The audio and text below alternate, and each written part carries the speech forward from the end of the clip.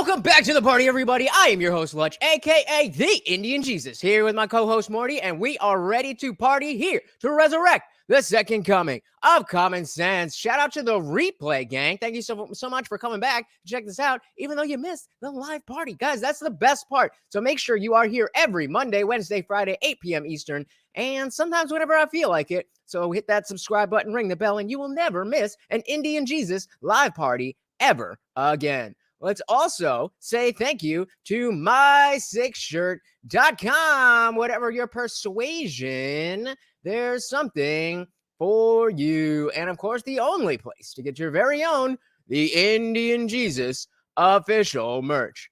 Only at my6shirt.com. All right.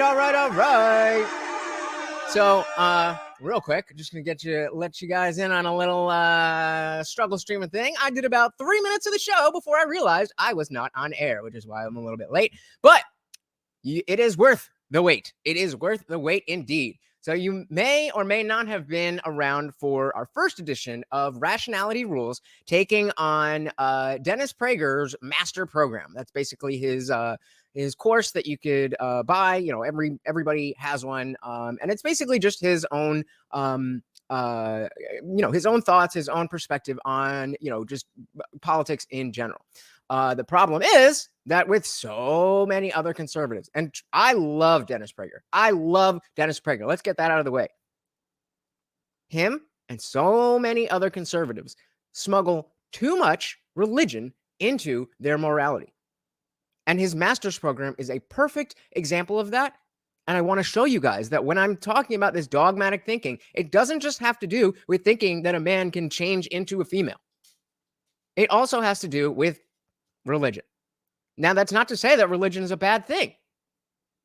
It just means that you can't base your entire political ideology on the belief in a certain thing. So we will see exactly what that is. If you saw the first one, you know exactly what we're doing. But let's dive into it. As always, if you cannot hear the video, please do let me know. What is the biggest moral crisis facing the country right now? Whenever I summarize my life's work, there has been one overwhelming theme. God. Ignorance. Pure, unadulterated ignorance, presented with a smug smile. If society gets too secular, it ends. That's right, it ends. And that, right there, my fellow apes, is a good example of Dennis's theme. Oh. Welcome back to our series responding to Dennis Prager's Master's Program. In the last episode, we delved into the sociology of morality, addressing Dennis's claim that if God doesn't say love your neighbor, then it's nothing more than a vapid, vacuous, sweet suggestion. And again, if you want to check out the whole first thing, it's not really going to matter which order you watch them in, but we already did a stream with the first 3 videos that Rationality Rules, the guy, did about Prager. We're going to tackle 2 more today, and then there's 1 more chapter of this whole thing. So strap in. If God doesn't say love your neighbor as yourself, it doesn't mean a damn thing. It's just a sweet suggestion. Oh, come on. Look at that face. Dennis gives even Jeremy Clarkson a run for his money. Oh, it's so difficult not to look smug at this point. Today, however, we're going to delve a little deeper into morality and thus address the root of all of Dennis's moral grandstanding. I'm Dennis Prager, and this is the Master's Program.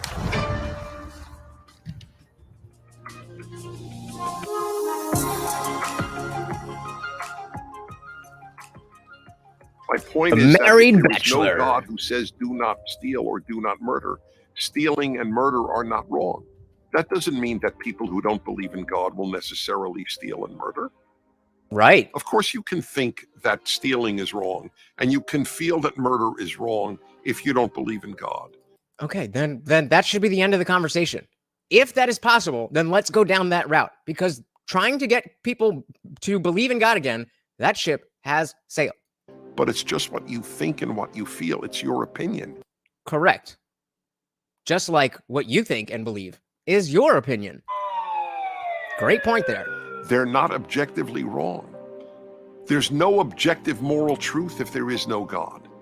I don't think there is a moral truth, an objective moral truth. I think that's perfectly fine that we can say that there is no objective moral truth. But when we talk about morality, What we're actually talking about is a spectrum of the greatest well-being for as many people in the universe as possible. And the other side of that spectrum is the worst possible suffering for as many people or all people in the universe. If we're not talking about that spectrum as outlined in Sam Harris's The Moral Landscape, don't get me started on how Sam Harris has lost his mind. But when he wrote that book, he was on point. If we're not talking about that spectrum when we're talking about morality, then we are not talking about the same thing. And God is not needed in that spectrum. It can help if you have no moral compass at all. But if I have the same opinion of you, then God is not necessary. That's the whole point. It's not an attack, it's just a fact. Dennis's statement here represents the core of his moral views that are shared by a lot of theists, perhaps even most, and so it's worth taking the time to really understand him, and of course, provide objections. So Rationality Rules here is making the claim that it's most theists. So I know a lot of you guys out there are theists, and I want to just fact check that and see, is that is what we're about to see most theists, or is this just Dennis Prager and his interpretation of religion and all that? That said, let's set the stage and get the pedantics out of the way, and let's do so in the Western analytical tradition. My point. Hey, we got Dan Jensen in the building. What is good? What is good? What is good? Welcome to the party, Dan. He said, I feel that there's no God, and Dennis Prager is just saying things. I'm going to have to agree with you, at least when it comes to morality. Because remember, as an atheist, I am I hold Judeo-Christian values, Christian values, whatever you want to call them. I hold them in very high esteem. And I do believe that is what our society should be based on. That's the moral structure that we should use. We just don't need the truth claim. We just don't need the belief in God in order for it to play out in society. So if you disagree, let me know. Is that if there is no God who says do not steal or do not murder, stealing and murder are not wrong. So, what is the definition of murder? Murder is typically defined as the unlawful premeditated killing of one human being by another. And what does it mean to say that something is moral? We'll expand upon this later, but in a nutshell, something is moral if it has the quality of being in accord with standards of right or good conduct. So the quality of being in accord with standards of right or good conduct. That's really all we're talking about. Unless you are Dennis Prager when you're saying, well, what God said. God said a lot of things, and you don't follow all of them. Let's continue. Thus, to say that something is morally right is to say that it's in accordance with right or good conduct. But wait a minute. If murder is, by definition, not in accordance with right or good conduct, it's unlawful, then murder can never be right, can it? Nope. It is, by definition, wrong. Indeed, Dennis might as well have said that if there is no God, then who's to say bachelors are not married? So we're not really looking at objective morality here, are we? Nope, we're just looking at simple semantics. Obviously, if God doesn't say that bachelors are not married, then that's what the word means. So you're smuggling in your ideology where it is not needed. And even though the values are good, the message gets muddied. And now when you're trying to push that message to other people who may not already agree with you, you're lost. All we're looking at is an analytical statement, a statement that's true by definition. And the same is true of stealing. To steal is to take without permission or legal right. By definition, then, stealing is wrong. It's impossible for stealing to be right, since it is, by definition, wrong. Exactly. All we're So, again, God not needed there. looking at here is an analytical statement. Given this, when Dennis says, Of course, you can think that stealing is wrong, and you can feel that murder is wrong if you don't believe in God. But it's just what you think and what you feel. It's your opinion. we can either be sure that he hasn't a concept of analytical philosophy, nor basic logic, or that he's defining these words in a loose way.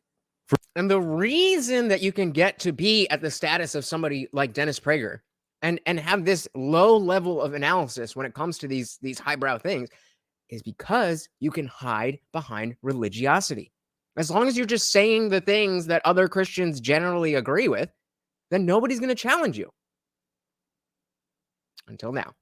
For instance, if we remove the legal elements and thus define theft as simply taking without permission, and murder as premeditated killing of one human being by another, then the analytical objection doesn't go through, does it? That's true. However, this opens a giant can of worms, which we're tuck into now.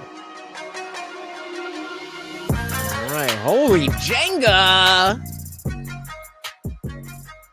You know, I think it's story time. A man summons all his strength to deliberately tear down the supporting pillars of a building, and by doing so he kills himself and 3,000 men and women. Now, are there any circumstances where we would say that this act is morally justifiable? If, as the Ten Commandments teaches us, killing is objectively wrong, then what possible justification could we find for this action? So there's someone who's pulled the pillars down and killed a bunch of people. Is there any way that we could say that this is morally justified?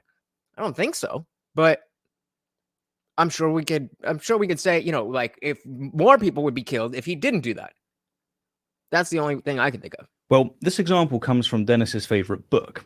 Samson called unto the Lord, begging for divine strength, so that he could pull the building down on the 3,000 men and women. So we're from Judges 16:30 here. And thus, Samson became the world's first suicide bomber.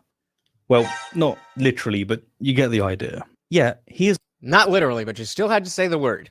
He's a character who has been idolized in popular culture and depicted in a vast array of films, artwork, and literature. Certain Christian scholars have even compared him to Jesus. So why, precisely, is Samson's act not considered immoral? The Bible clearly states, "Thou shalt not kill." That's Exodus 20, verse 13. And yet Samson killed 3,000 men and women. How can this be justified? Sounds like a pretty clear contradiction or a pretty clear sin at the very least, no? If morality is objective, as Dennis insists, then why is it okay to kill 3,000 people? Is it, perhaps, because Samson was carrying out God's will? Or was he justified because everyone in the building was, according to biblical accounts, wicked? All of them, without exception. The point I'm raising here is that if there's not a justification, then we have an instance of a biblical character, empowered by God no less, violating the commandment of thou shalt not kill. But if there is a justification, then we're no longer in the game of objective morality, are we? Thou shalt not kill becomes thou shalt not kill unless God says so. Unless justified, which is as useless as a degree from Prager University. But Dennis didn't say there's universal, unchanging, objective moral values, did he? No, he explicitly said that the only reason we shouldn't kill is because God says we shouldn't kill. My point. Hey, we got the Camcast in the building. Welcome to the party, brother. Said maybe they didn't want to move when he asked them. Symbolism. Maybe. Perhaps we will never know. Welcome to the party, brother. So yeah, if you didn't catch the first version of this is part 2. Don't worry, you haven't actually missed anything relevant to what we're talking about. But this is part 2, going through Rationality Rules, doing his version, or not his version, but going through Dennis Prager's masterclass, and kind of pointing out all the places where he's just wrong. He's either wrong or smuggling smuggling the religiosity where it's not needed. What, man? I wear this every show, brother. Point is that if there is no God who says do not steal or do not murder, stealing and murder are not wrong. And God can change his mind, can't he? So for Dennis, objective morality is actually just a matter of opinion, then, with that opinion being God's. Given this, we can say that God gave Samson a special exception. Sort of like how, for the entire history of forever, the men's bathroom were for biological males, and the women's bathroom was for biological females. But now, as long as you call yourself trans or non-binary, you get special pleading that you are allowed to do things that other people are not allowed to do. Samson prayed with all of his might for a special pleading fallacy, and then God said unto him, "All right, my dude, thou murder them all." Might makes right. Interesting that he would title this segment, Might Makes Right. Sounds kind of like the leftist ideal or platitude that the only truth is power. So how are we talking with an atheist? I'm an atheist, reviewing an atheist, reviewing a conservative, and everybody's making the same mistakes except me. Yes, I'm If just God perfect. doesn't say love your neighbor as yourself, it doesn't mean a damn thing. It's just a sweet suggestion. So moving to Leviticus 25, verses 44 to 46. Your male and female slaves are to come from the nations around you. From them you may buy slaves. You may also buy some of the temporary residents living among you and members of their clan born in your country, and they will become your property. You can bequeath them to your children as inherited property and make them slaves for life. If God So I know we talk about, the slavery thing in the Bible all the time, but since he brought it up, why is that never addressed? Why is that never addressed? We talk all the time about contradictions in the Bible. And it's like, it seems like Christians so easily just brush that stuff off. I've never heard an actual good response to that. Like, oh, well, that's the different time. Didn't God know that times would change? I don't know. Just an aside. God doesn't say You can't buy slaves. it doesn't mean a damn thing. We gotta go back. That was funny. Children as inherited property and make them slaves for life. If God doesn't say You can't buy slaves. it doesn't mean a damn thing. That's just logic. If you're going to use that logic on stealing and murder, then it also works for slavery.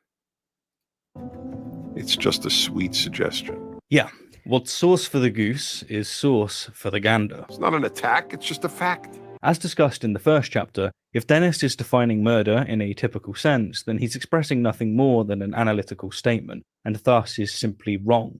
Murder is wrong with or without God, just as a bachelor isn't married with or without God. And as discussed in the second chapter, the only way Dennis can make sense of the ironically relative and thus subjective nature of his supposed objective moral values is to appeal entirely to divine command theory, which is precisely what he does. Which just means that, well, God said it, so might makes right. Something is right or wrong if and only if God says so. My point is that if there is no God who says do not steal or do not murder, stealing and murder are not wrong. And Yeah, Dan says they pick and choose their arguments so it fits their ideology. Again, the whole reason that I want to focus on this and that we're doing multiple parts of this quote unquote takedown of Dennis Prager is because I want you guys to see how similar the political faux pas, the parts of the ideology that don't that don't really jive. The problem is the same thing, whether it's the left or the right or the authoritarians or libertarian or whatever it is. It's dogmatic thinking and semantic obfuscation. Same thing. this brings us... Not that they are the same thing, but every issue comes down to one of those things or a combination. Semantic obfuscation, using words or ideas and twisting them into a way that works for you but doesn't really have a concrete definition. Or dogmatic thinking, just appealing to a set of ideas, rules, etc., without the ability to question them, criticize them, or change them. Neatly to what is, by my lights, the most effective way to explore divine command theory, and that is through the Euthyphro dilemma, which asks whether something is morally good because God commands it, or whether God commands it because it is morally good. Yeah, so is something morally good because God commands it, or does God commanding it make it good? So in the Samson, was it Samson? Where he killing all those people, was it right because God commanded it, or did it become right when, like, chicken or the egg? In the context of Dennis's claim, we can ask whether killing is wrong simply and solely because God says so, or whether God commands us not to kill because it is in fact wrong. Hey, we got Harley Rose in the building, our resident fact checker. Welcome to the party. We are doing part 2 of Rationality Rules, take on Dennis Prager's master program. Welcome to the party. Hey, Dan Jensen, coming in the clutch as always, blessing me, and of course, every single super chat comes with a treat for Morty. Say thank you to Dan. Yeah, thank you, Dan. And of course, the biggest super chat or cash app or whatever gets you a spot right in the banner here as the sponsor of the stream. So thank you so much, Dan, for being the sponsor tonight, as you always are, brother. Really, really, really appreciate you. Let's consider each of these horns in turn. First, suppose that killing is wrong simply because God commands that killing is wrong. This is the divine command theory view, and it commits us to saying that right and wrong is determined solely by what God commands or prohibits. However, the chief objection to this horn of the dilemma is known as the arbitrariness objection. This objection points out that if right and wrong are determined solely by God's commands, then morality becomes arbitrary and capricious. Right. If whatever God says is right, or even, bringing it into politics, if whatever the dictator says is right, then there is no right or wrong. It's just what that person thinks. So how can you say that it's objective if it can be changed at any time? It's just objectively that person's power to use as they see fit. God could command us to do anything, no matter how immoral, and it would actually be morally right to do so. For instance, if God was to command us to kill children, as he in fact did command people to do multiple times in the Bible, then it would be morally right to kill children. No ifs, no buts, it would be objectively the right thing to do. In fact, it would be morally wrong not to kill children. That's not exactly morality, is it? No, that's nothing more than might makes right. Ironically, for many, including myself, divine command theory violates every moral intuition I have. Exactly. Dan says then we can go out and buy slaves according to that logic. That's exactly what the Bible says. That is precisely what the Bible says. Now, again, a lot of people, when we talk about this, say, well, that's in the Old Testament, and Jesus said that none of the Old Testament matters. Do all Christians think that? I'd never heard that. Until, I'd heard some people saying things like that, but I'd never heard anybody say, oh, we can just throw out the entire Old Testament because Jesus said so. I don't remember that that verse, but if somebody wants to list it, then please do so. Camcast says, Dennis once had on Candace Owens to talk about the American Civil War. People got upset, I noticed. Well, I mean, I can imagine how that went, but what did they say that was so inflammatory? Weird, huh? The Almighty has equipped me with a moral compass that contradicts the world he's weaved. And if I can't learn to ignore my inner angel, then God will eternally forsake me. How? Yeah. What he's talking about is people like myself, again, who don't have the option to believe in God. I grew up in the Christian church. I grew up as a Catholic. I got confirmed in the Methodist church.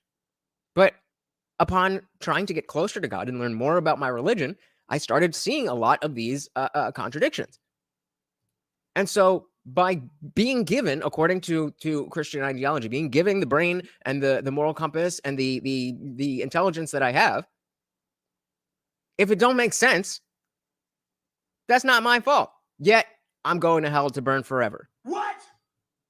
Doesn't make sense. Dan says, are they rejecting God's words then when they don't follow the Old Testament? That's what I thought. But apparently, Christian's going to Christian. They can spin it any way they want. How befitting of an all-loving and all-powerful God. And this brings us to the second horn of the dilemma, the view that God commands us not to murder because it is wrong. This view is a variation of moral realism, and it holds that morality is independent of God's will. On this view, there are objective moral facts that exist independently of God, and God's commands are merely an expression of these facts. The issue for theists, of course, is that if God commands us not to kill because it is wrong to kill, then, well, they're wrong when they say there's no objective moral truth if there is no God. To the contrary, in fact. Under this view, objective moral truths exist entirely independent from God. Hence, God's existence, let alone his commands, are not necessary for morality. And this really can't be stressed enough. Dennis is left morally bankrupt. He either has objective moral values that exist independent of God, or he has a divine dictator. It's not an attack, it's just a fact. Now, how might Dennis respond to this dilemma? Well, Dennis doesn't really respond to objections at all. He's far too busy pumping out gish gallop and propaganda. Burn. But if he were to respond, he'd most likely tell us, as other apologists do, that this is a false dilemma, a black and white fallacy. He'd give us a third option. So black and white fallacy, also known as the false dichotomy. We're saying, well, it can't be that you're saying it's either, it's binary, but it's non-binary. I'm just saying there's a lot of this language that's coming up in both places, whether it's trans or whether it's religion. It's the same exact logic or lack thereof.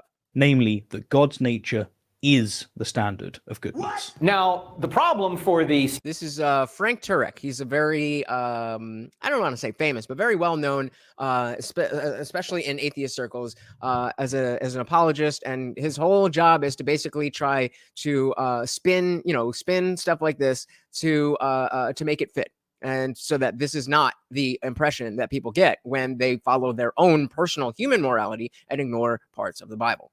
Skeptic is, this is not a true dilemma. This is what we call a false dilemma. And God doesn't arbitrarily make up a standard. God is the standard. Is he though? That's the third option. The buck has to stop somewhere, and it stops with God. So he's not looking beyond him. He's not inventing a moral standard. He is what we call justice, righteousness, and goodness. He is the standard. Hence, God's commands are not arbitrary, but are based on his own inherently good nature. So when God commands us not to kill, it is good because not killing reflects his own good nature. Make sense? What? No, it doesn't.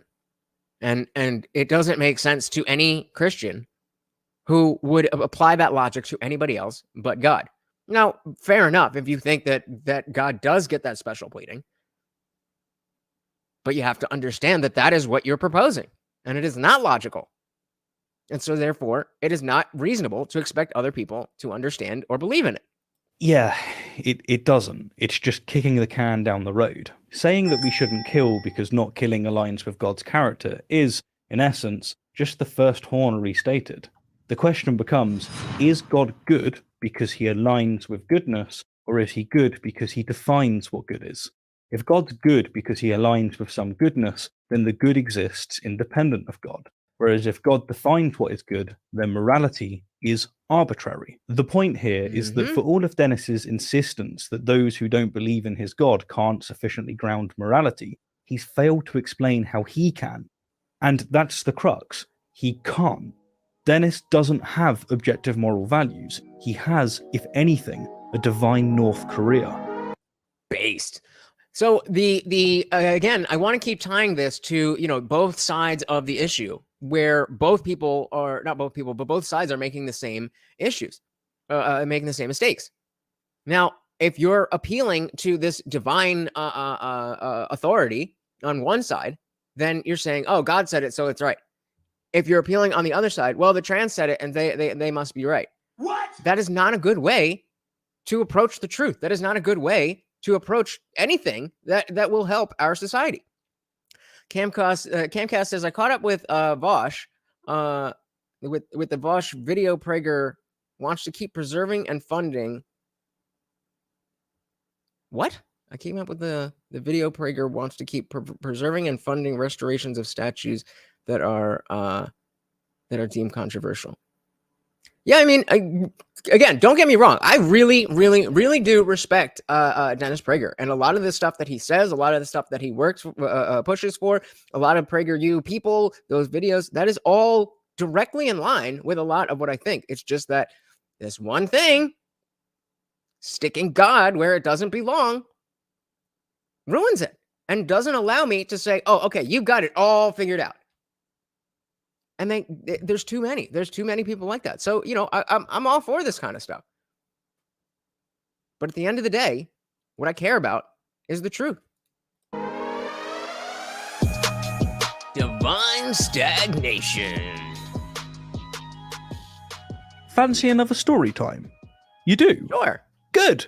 Cheers. You're a medieval serf to a generously proportioned lord. Let's call him, I don't know, Lord Prager.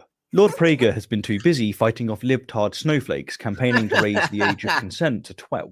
and so hasn't noticed that one of his farms, the farm you serve on, has fallen into famine. This isn't a problem for him, though, because most of his other farms are doing just fine. In fact, he has so much grain that most of it's going to spoil. Now, unfortunately, this leaves you up shit creek without a paddle, because the way you feed your family is by keeping a proportion of the food from the farm you live on. So, sadly, you and your family are going to starve to death. Weeks later, sick and exhausted, you beg Lord Prager to kindly give your family enough food to see you through the winter. But he says no. Despite you having an impeccable record over the last decade, he believes every single result is due to meritocracy, which means that you failed because of your own actions, and so you don't deserve even a crumb. Now, are you morally obligated to watch your family and yourself expire? Or do you have justification to break into that barn and steal? Yeah, I think you're He said steal, that English accent. justified to take without permission too. You ought to violate one of those commandments. Okay. The truth is that while universal, unchanging, objective categorical imperatives sound great on the surface, when tested to their limit, they strike most of us as, funny enough, immoral. So wait, was he basically just giving the day one, level one thing that if your family is starving, that it's not immoral to steal? I guess that really does go against this objective morality that stealing is wrong. God said stealing is wrong, so it must be wrong. Well, except, and then, well, if, I mean, that's not really objective, is it? Remember, though, Dennis's divine command theory isn't unchanging. God can change his mind or create exceptions. Just as God told Samson, "Thou shalt rage," God could, in principle, tell a starving serf to steal from a gluttonous lord. Hey, we got JR in the building. Welcome to the party, brother. Good to see you. We are taking on part 2 of Rationality Rules, taking on Dennis Prager's Master Course. Don't worry if you didn't catch the first one. We are diving right into this one. You don't need to know anything. Welcome to the party. Oh my goodness. Oh my goodness. No question, no comment, just pure love of the game. JR, thank you so much. And of course, that means another treat for Jesus Cat, aka Morty. Say thank you to JR. JR, thank you so much. Much appreciated, brother.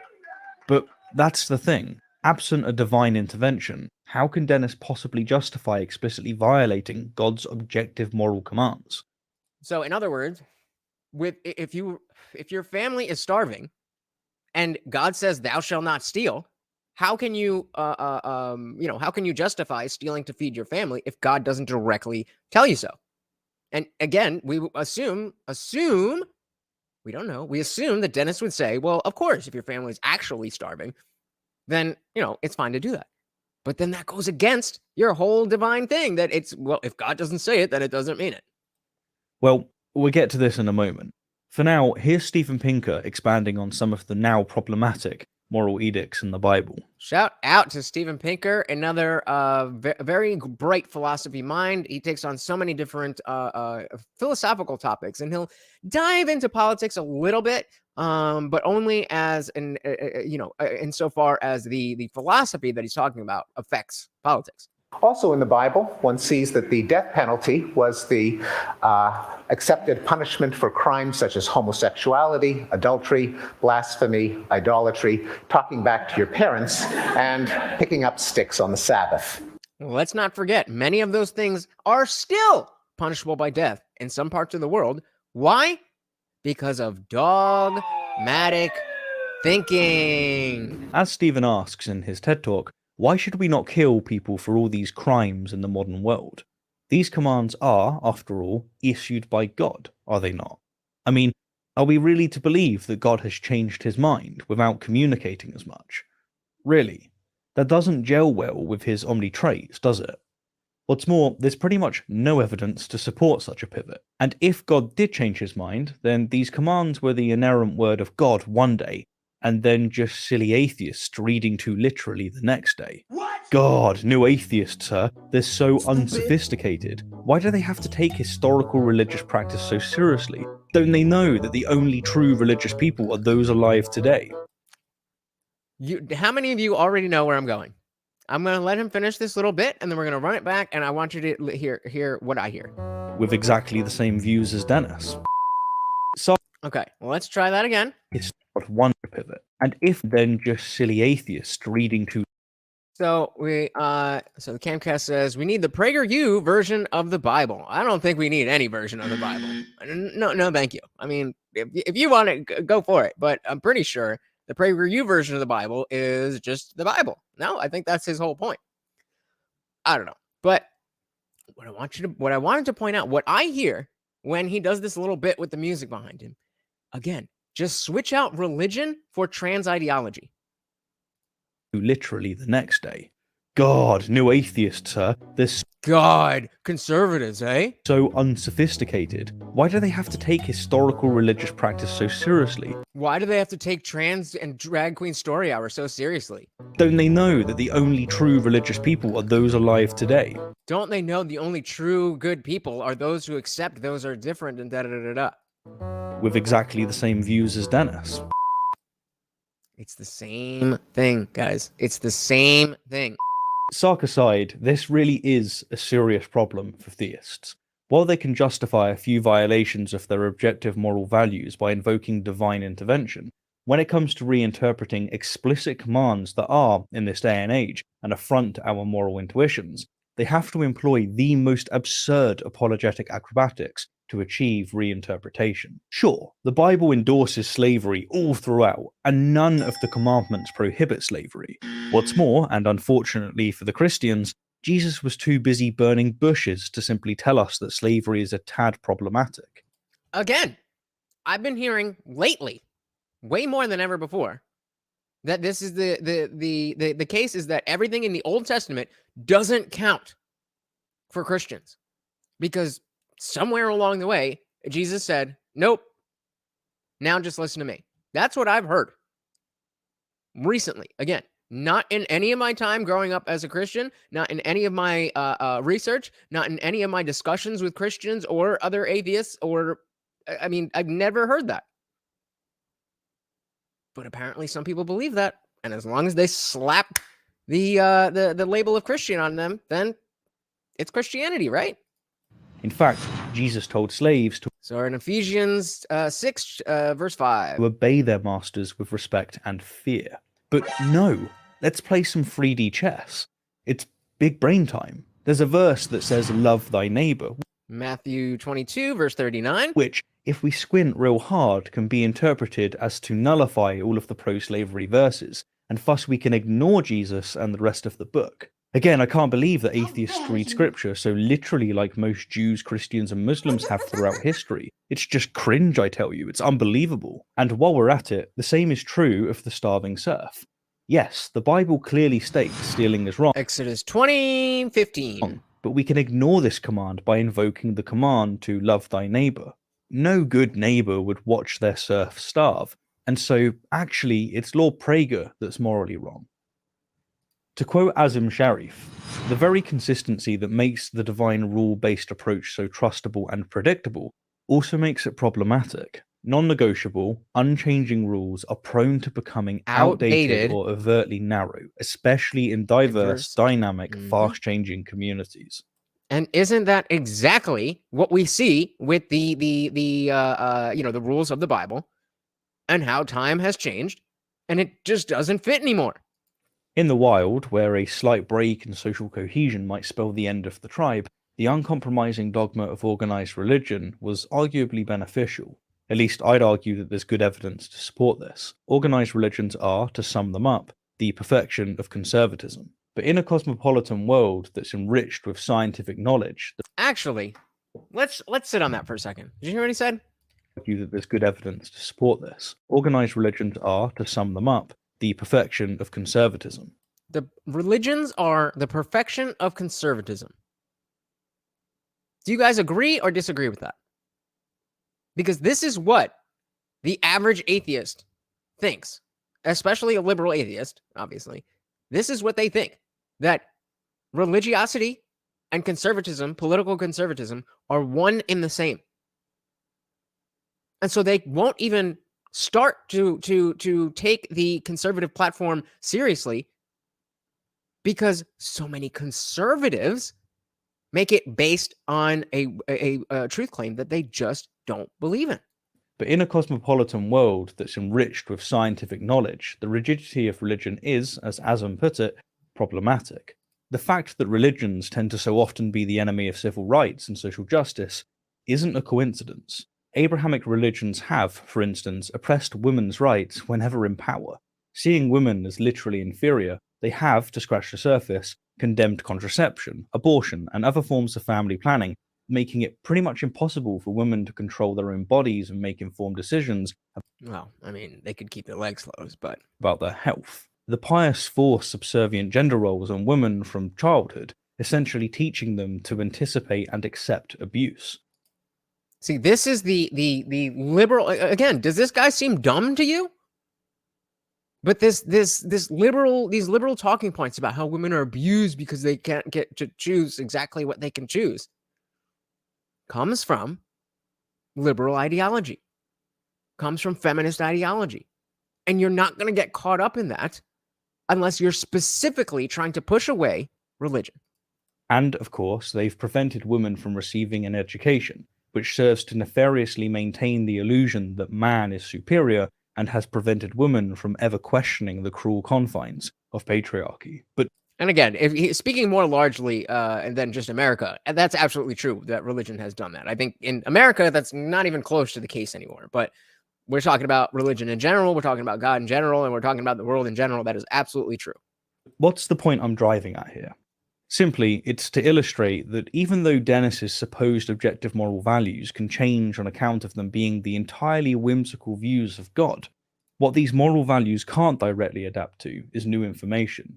If they change at all, it has to be through, frankly, the most pathetic apologetic acrobatics.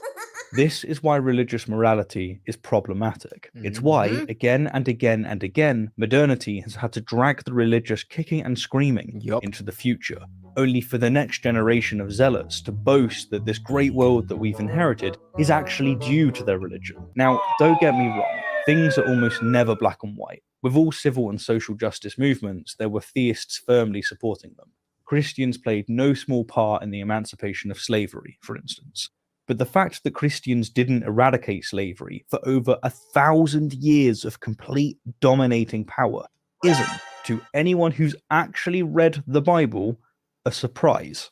And the fact that Christians only gave up slavery during the Enlightenment, at the end of the Enlightenment even, is just one illustration of the unyielding substrate of religion having to be dragged into modernity. Yeah. Why did it take so long?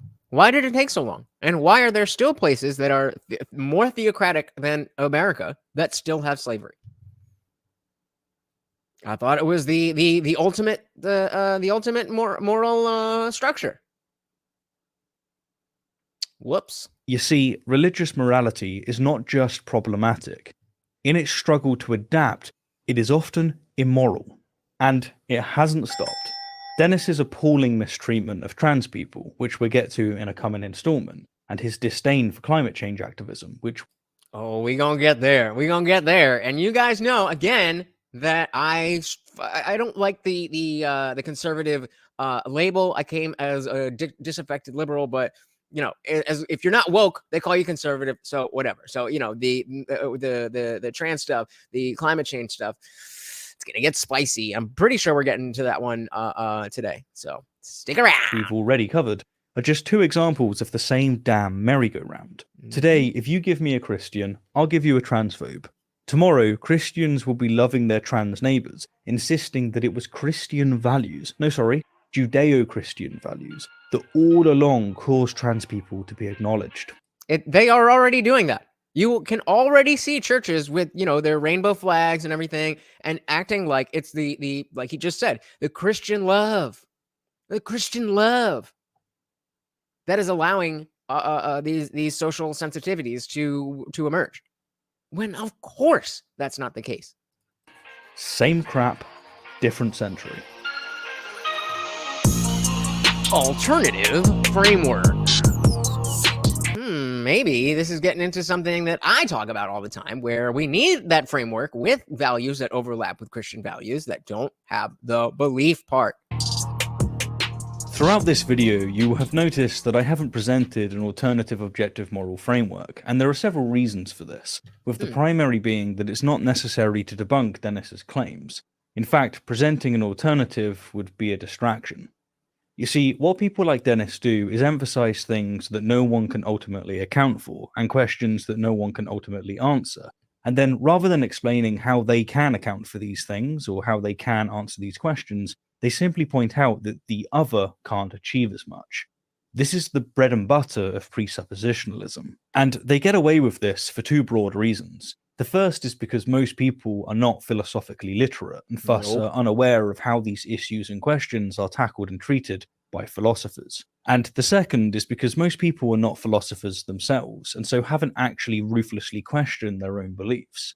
And that's a big point. People don't question their own beliefs.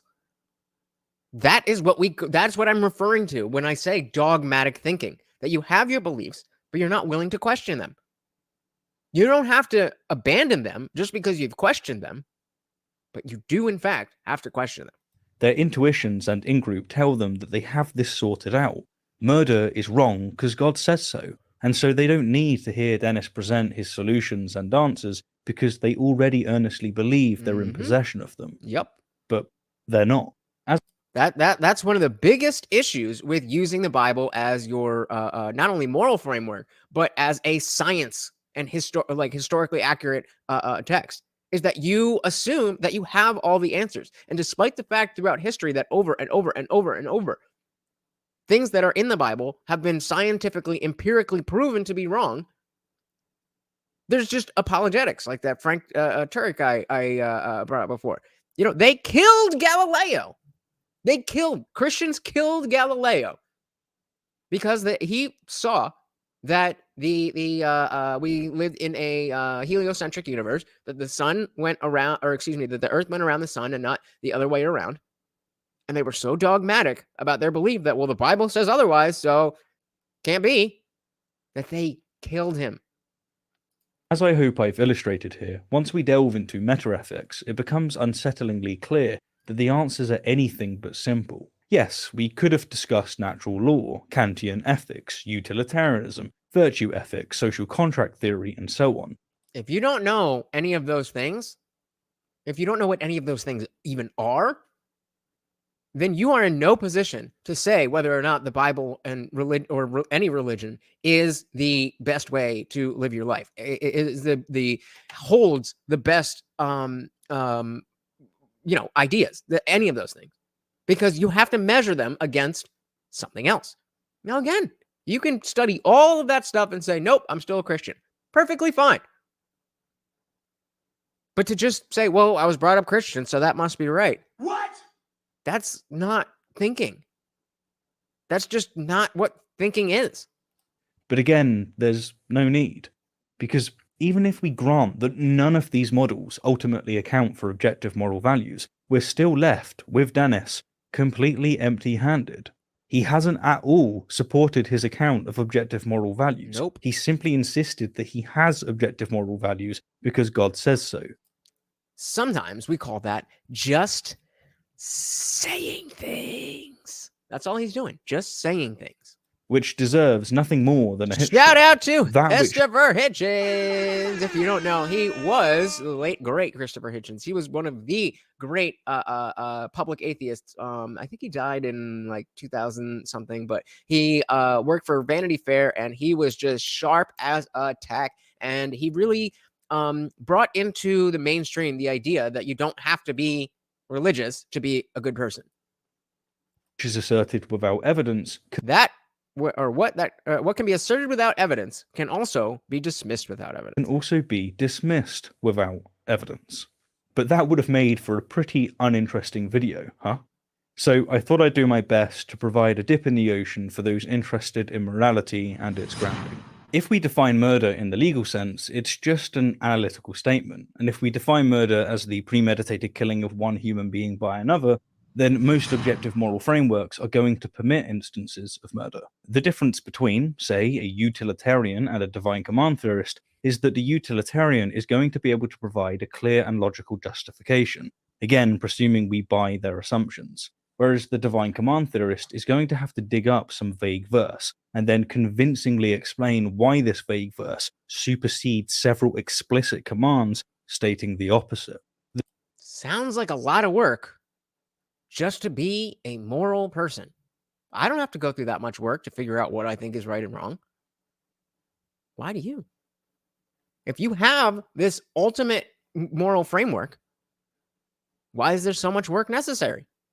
It should just be like taking an open book test. Or even better, taking a test that's not open book where you got the answer key.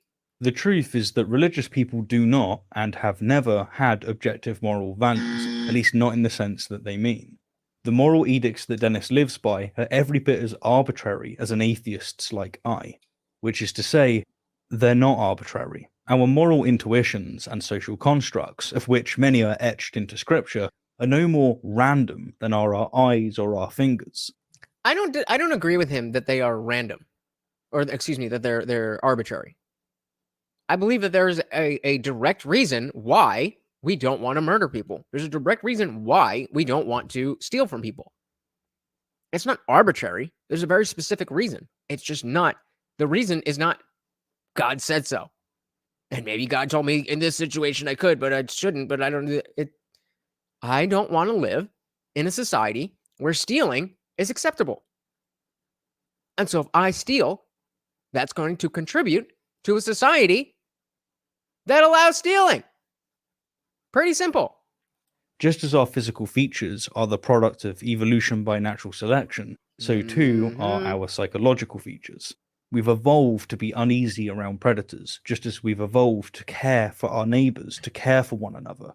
It's no surprise, then, that religious and non-religious people typically have similar moral compasses. Religious and non-religious people typically have similar moral compasses.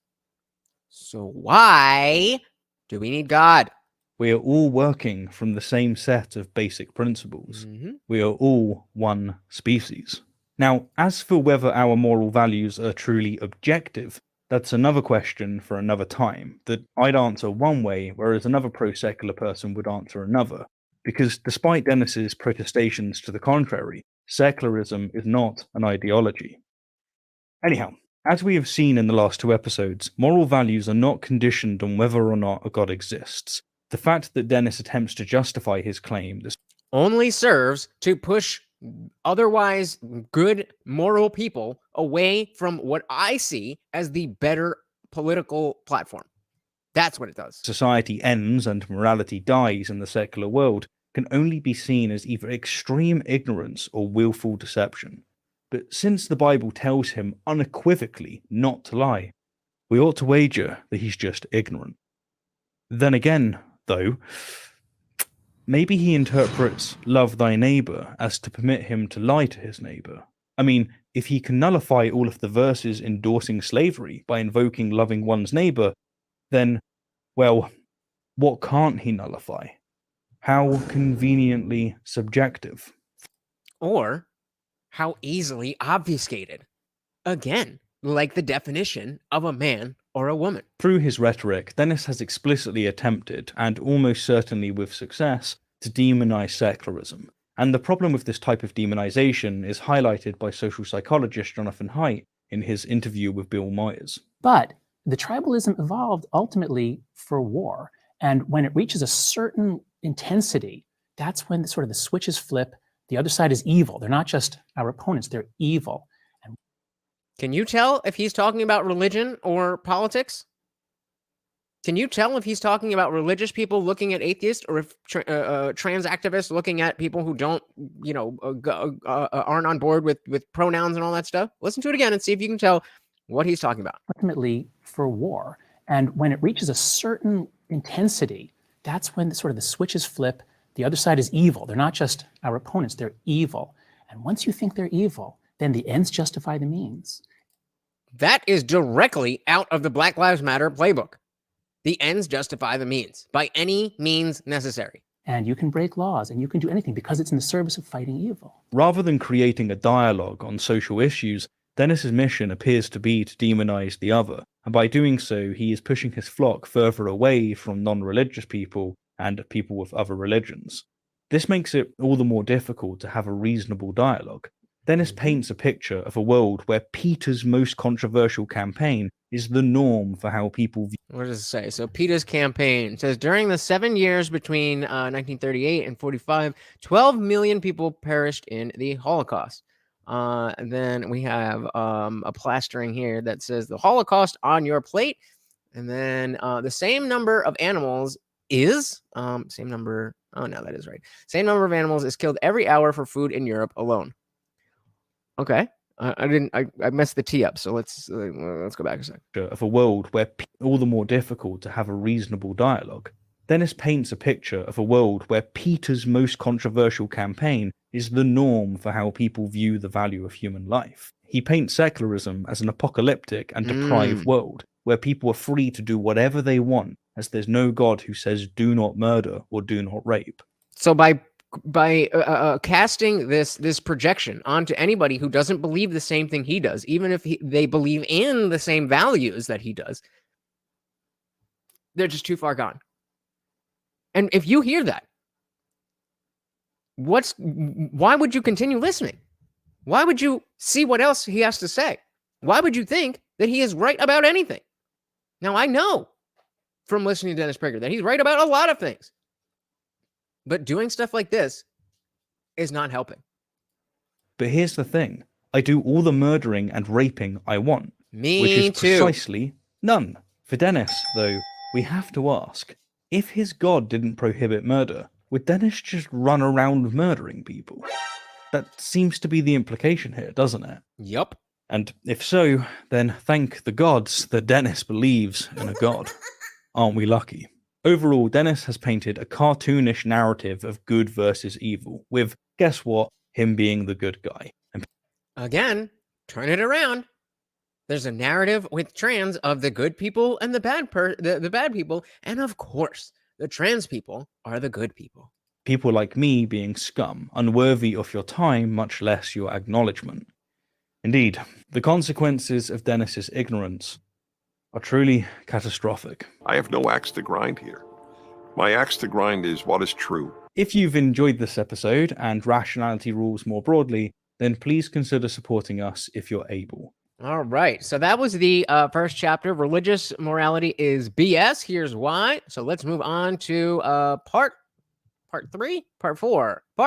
Secular. Fool for a king. So this is in the same series, same dude. We're doing the same stuff, but a little bit further take on the actual program.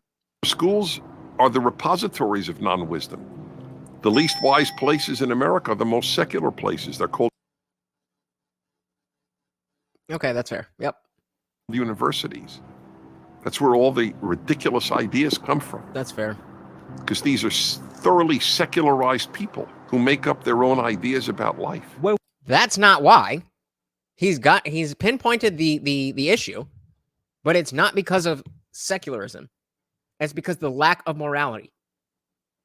It's because of the lack of morality. And again, the more you present this idea that there is no such thing as secular morality, then those who are secular, meaning not religious, will just accept, okay, well, you're never going to accept what I am trying to do as a good person, so I'm just going to do what I want. Why not? welcome back, my fellow apes, to our series tackling Dennis Prager's Everybody in Favor of Secularism is Probably Hitler. Or to be precise, Dennis Prager's Master's Program. Did he really call it that? I don't think he really called it that. On, as he puts it, the terrible consequences of secularism. so far we've thoroughly debunked Dennis's claim that secularism is responsible for the genocides of the 20th century. Again, guys, after this is over, link to part 1 is my stream covering the first few videos that Rationality Rules did in the description. But we did indeed admit, fair enough, that they occurred in the 20th century. The greatest genocides of the 20th century occurred in the 20th century. We then dived into Dennis's claim of morality being dependent on very specifically his God. The God of the Bible, the Judeo-Christian God. Today, though, we're going to talk And again, I agreed with that part, that the values, not the belief, but the values of the Judeo-Christian God. That's a very important distinction that I don't understand why more people don't make. about wisdom. Now, as we've seen throughout this series so far, Dennis derives his wisdom and notions of what is right and wrong from the Bible. And more specifically, we're going to wrestle with Dennis's insistence that the decline of Christian influence has correlated with a decline in wisdom. No Bible, pretty much no wisdom. That's the way it works. For Dennis, this is perhaps the most disastrous consequence of the secular world we live in. Because, as he asks, if we don't get our wisdom from the Bible, then where do we get it from? Good question. Good question. We get it from all the philosophical things we were talking about before. Imagine. I mean, I guess you don't have to imagine, but think about the people who think that unless you believe in every aspect of their gender ideology, you are a bad person. You cannot be a moral person unless you accept that a male can transform into a female. This is exactly the same logic. Again, listen to it again and just switch out God and religion for trans identity. Perhaps the most Pretty much no influence has correlated with a decline in wisdom. No Bible, pretty much no wisdom. No rainbow flag, pretty much no wisdom. Is that how that works, sir? I don't think so. That's the way it works. For Dennis, this is perhaps the most disastrous consequence of the secular world we live in. Because, as he asks, if we don't get our wisdom from the Bible, then where do we get it from? If you don't get your wisdom from the Bible, where do you get your wisdom from? Again, he asked that as if it's a rhetorical question that has no answer. As if moral philosophy hasn't been a thing since Aristotle and Socrates. Come on, bro. Well, let's find out, shall we? The wise old man.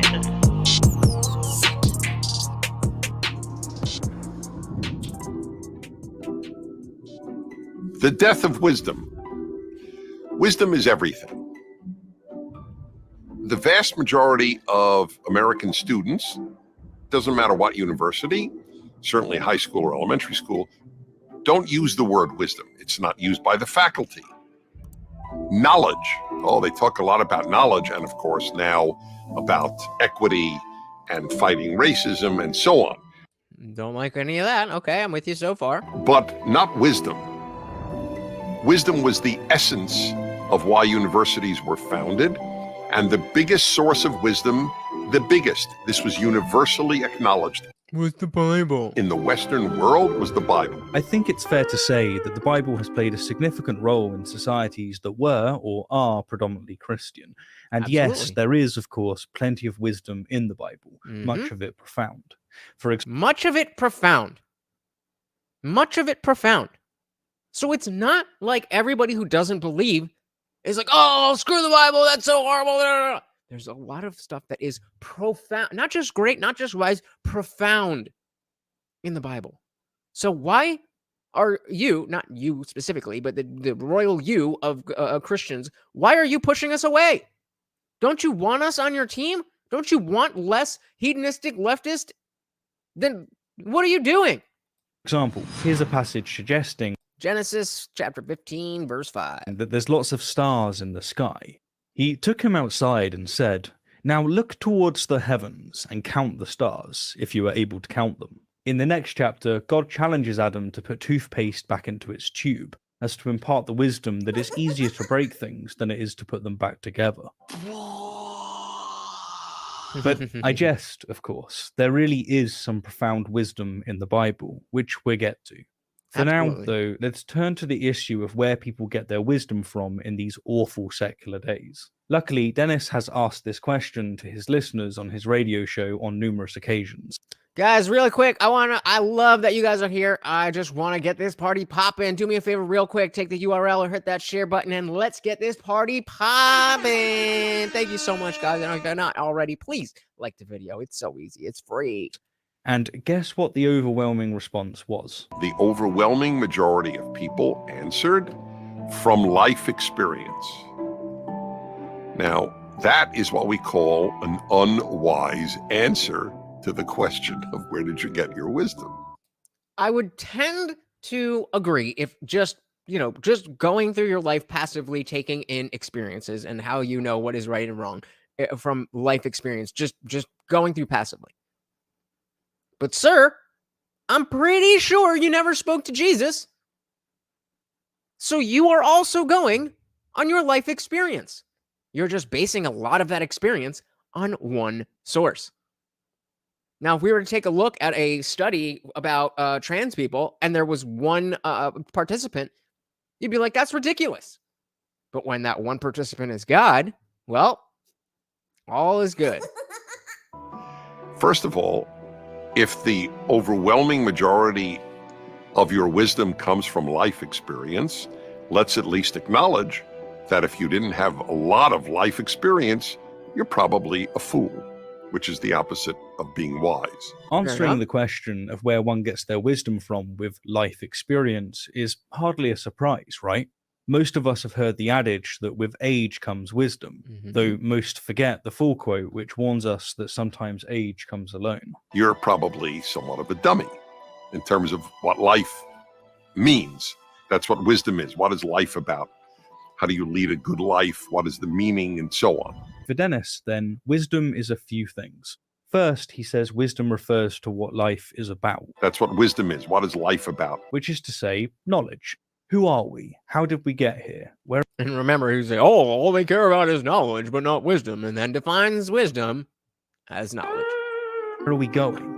You know, knowledge, the thing that Dennis just mocked as being secular. Knowledge. Oh, they talk a lot about knowledge. And the second thing Dennis defined as wisdom is more than less morality. How do you lead a good life? What is the meaning? And so on. Now, as we've seen throughout, Dennis thinks that all things moral come from the Bible, and thus, since he's defining wisdom to map onto the Bible, he's implicitly asserting that wisdom is biblical morality. And that's just begging the question. It's as vacuous as defining wisdom as explicitly pertaining to irreligion. Or like defining a woman as the person who feels like a woman. And then boasting that the Bible is, therefore, definitionally a repository of non-wisdom. If I identify as a woman, then definitionally I am a woman. Oh, you know? Don't think so. If you were to do this, then you're probably somewhat of a dummy. And truth be told, that's Dennis's central wisdom claim debunked. He really is that superficial. We can pack up and go home. Stupid. But we're not going to end it here. No, let's stillman Dennis. Let's stretch his definition of wisdom as to be the application of knowledge in servitude of the good life. So real quick, in case you're not familiar, he said steelman, and his definition here is to repair flaws in an argument before analyzing it critically. So you may have heard of a straw man where somebody is trying to argue against you with an argument that you didn't make. Steelmanning is the opposite. What is my hair is caught in the thing? Okay. Steelmanning is the opposite. It's trying to argue against somebody, but before you do that, you say, so what you're saying is X, Y, and Z, and actually trying to represent their argument fairly so that when you say what you are going to say, everybody's on the same page and, you know, nobody can say that you're misrepresenting them. Under this rubric, would Dennis now be on stable ground to claim that it's false to say that wisdom comes from life experience? Now, that is what we call an unwise answer to the question of where did you get your wisdom? Well, one could retort that So the very smug. act of receiving wisdom requires the life experience of recognizing that others know what you do not, and thus have wisdom to offer you. Yep. In this sense, all wisdom is life experience. Or to offer a second response, one could point out that wisdom is, in essence, lessons of life experience captured in stories and proverbs. So when someone says they get their wisdom from life experience, this is true whether it's their own personal experience or the imparted experiences of others. Many instances of wisdom, in fact, express precisely this sentiment. They teach the importance of life experience in the acquisition of wisdom. I mean, even Dennis has conveyed as much in an John, I see you watching and I know you're not subscribed. Hit that subscribe button for me. Thank you. episode of his Prager U Fireside Chat. I offer you young people something that you don't get offered at school. Insight into life. Insight into life, you say? You mean from your life experiences?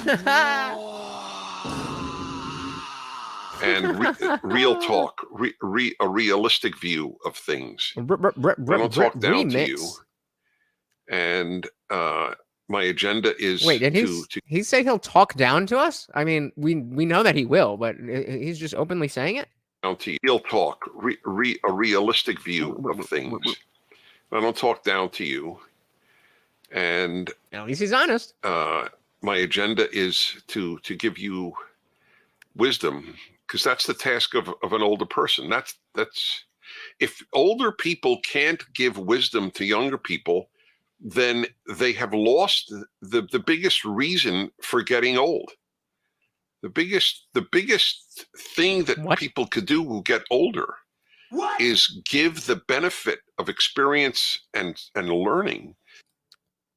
Atheist, theist, Christian, Muslim, would any of you pay for this content?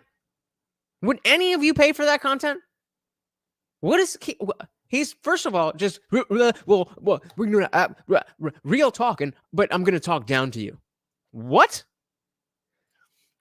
Dan says maybe he feels like God and has to talk down to us all. Exactly. That is spot on, brother. That is spot on. He really does feel like he has all the answers. And that's what dogmatic thinking will do.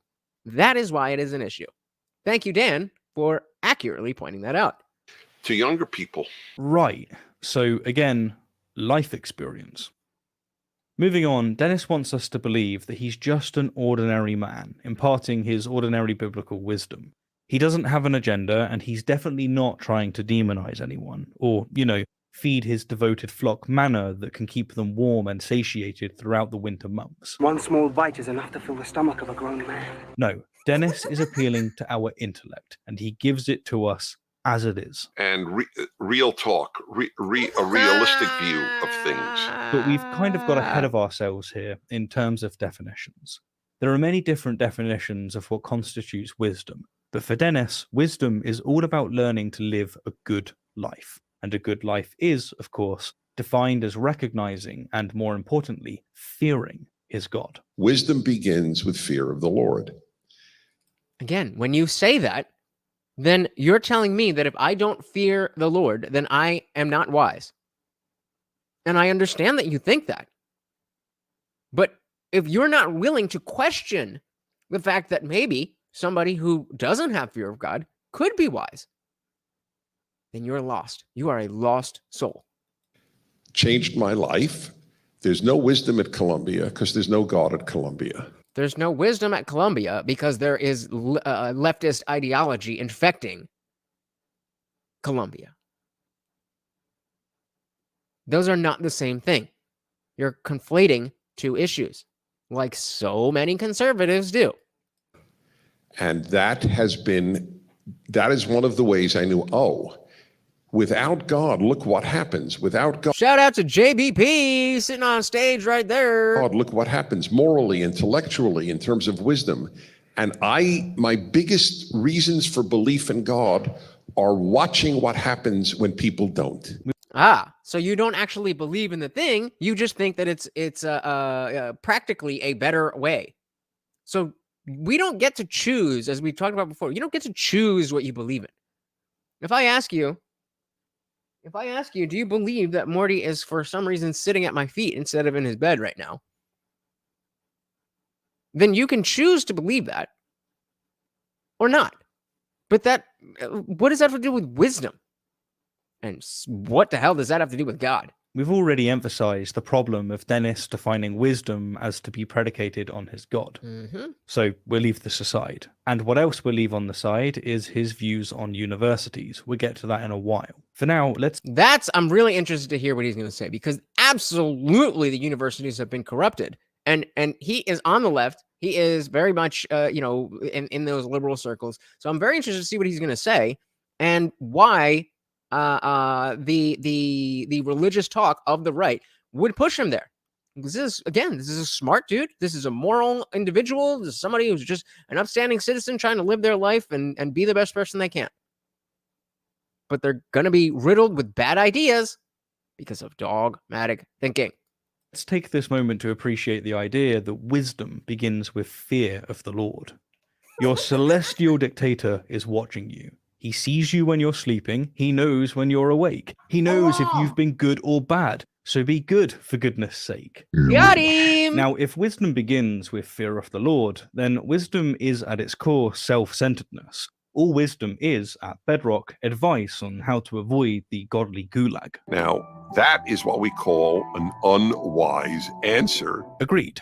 In fact, I'd go further. It's not only an unwise view of wisdom, but actually just really sad. The only way to become a good person or to make a better society is by studying goodness.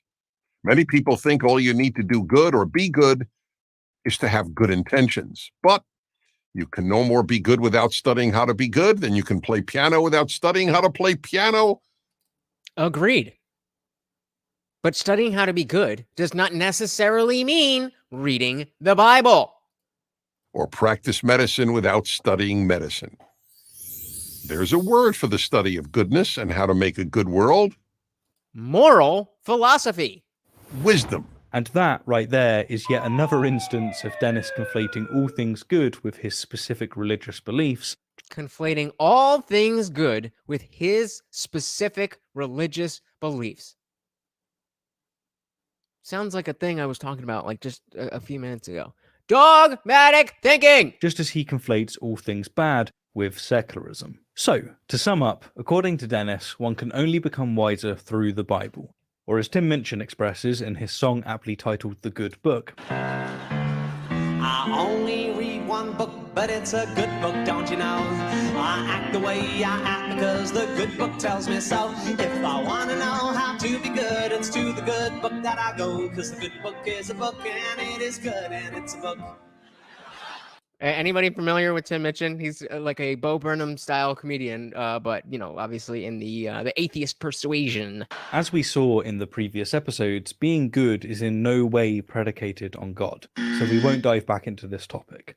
The question we're more interested in here is whether or not Dennis is correct to say that the Bible is the only source of wisdom. Bible free is wisdom free. And if the Bible isn't the only source of wisdom, is it even a good source? No Bible, pretty much no wisdom. That's the way it works. Ancient wisdom. As Oscar Wilde famously said, it is what you read when you don't have to that determines what you will be when you can't help it. Yeah. So it's kind of like if you read a bunch of moral philosophy, that will determine what you will be and how you will act when you can't do anything else. And if you're going to do that when you can't do anything else, then certainly when you can choose, that's the line, that's the path you're going to go down. Where is the need for God in that statement? This quote highlights the significance of learning and expanding our knowledge when we have the time and resources to do so. Consuming information not only broadens our horizons, but also helps us develop critical thinking skills, improve our memory, and enhance our creativity. It equips us so that we can help it when the situation demands. I read, or more accurately listen, to content almost every single day for at least 4 hours, and along my journey I found some really convenient tools. Yeah, just putting it out there that if you want to be a YouTuber and of this style, then there is a lot of content you got to watch that may not be as fun and may not even be usable as if it is fun. So just a little tip out there. One such tool happening to be a sponsor of the channel, that being Blinkist. Blinkist provides key ideas. Offer you... Alright, big thanks to Blinkist for supporting the channel. But now we must return to the wisdom of Dennis. I offer you, young people, something that you don't get offered at school. Yeah, pure conservative confirmation bias. We know. Oh. As Dennis demonstrates with pretty much every statement he utters, getting older doesn't necessarily make one wiser. Wisdom is an elusive concept, and there have been many different ways of perceiving it throughout the ages. So let us for a moment digress from the wisdom of Dennis to engage with some alternatives, beginning with a man who was considered the wisest of them all. In fact, the all-knowing oracle of Delphi declared him the wisest. And so that's that, right? The oracle said it, that settles it. Yeah, and Dan, that great point there. Great point there. You have to pay for it. If it was so righteous and fundamental to our society that people know this, why is it behind a paywall? Great point, brother. Great point. The man in question was notorious for going around Athens annoying people, and his name was Socrates. For Socrates, the idea that he was the wisest of all Athenians was absurd, until he realized that everyone else is pretending to know things about life that they simply do not know. I can't relate to that at all.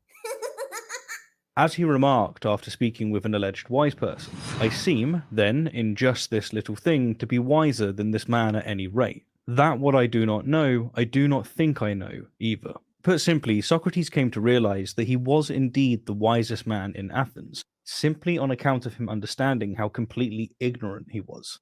The more you know, the more you realize you don't know anything. This is the Dunning-Kruger effect, or the Dunning-Kruger curve. Dunning-Kruger.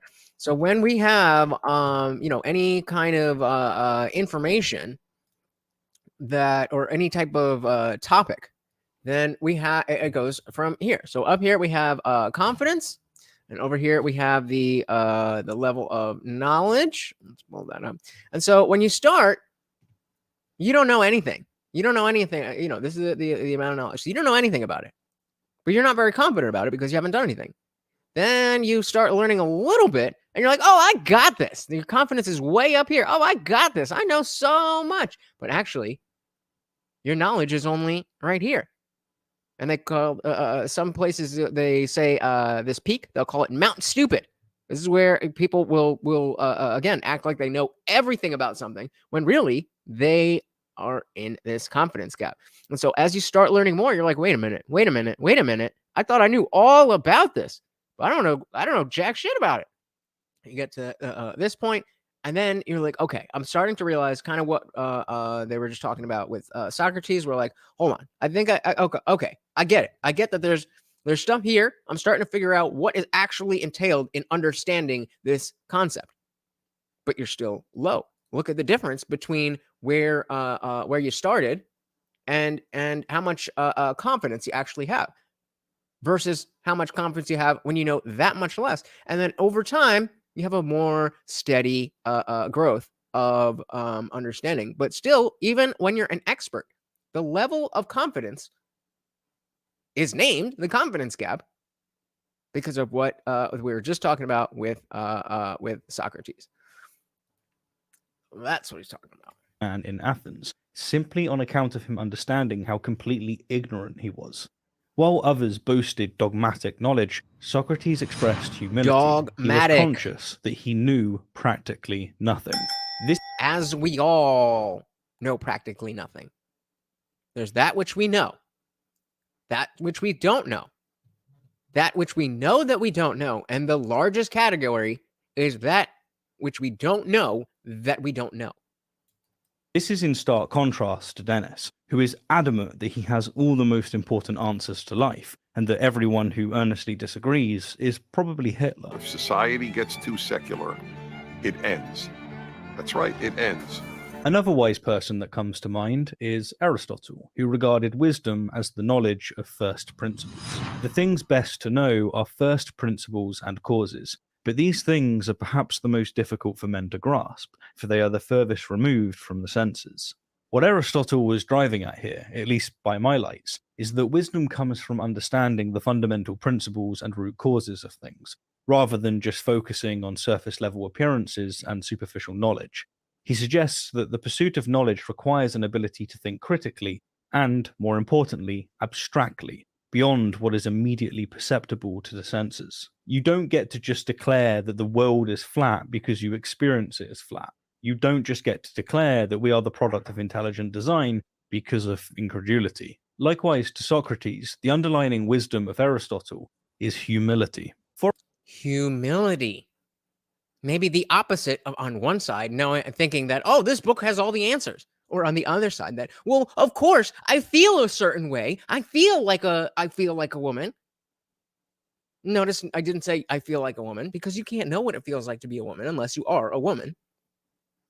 But I feel like I know what there's no humility in that.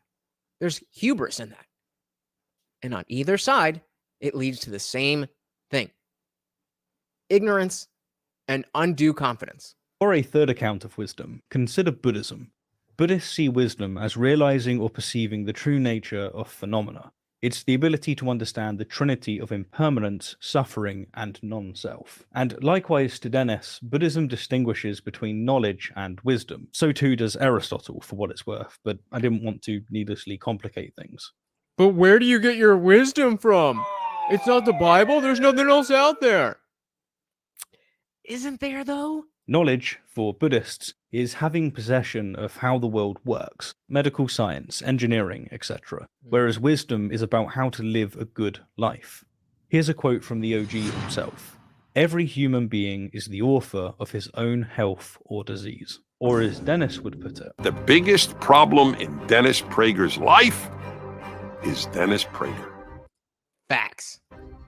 despite this obvious overlap, Dennis would either reject Buddha's wisdom since it isn't derived from the Bible, or, and more likely, he'd insist that such wisdom is somehow derived from the Bible. Yeah, that's more likely. That he would say, well, yes, of course, the Buddhists have it, but well, that's only because they got it from us.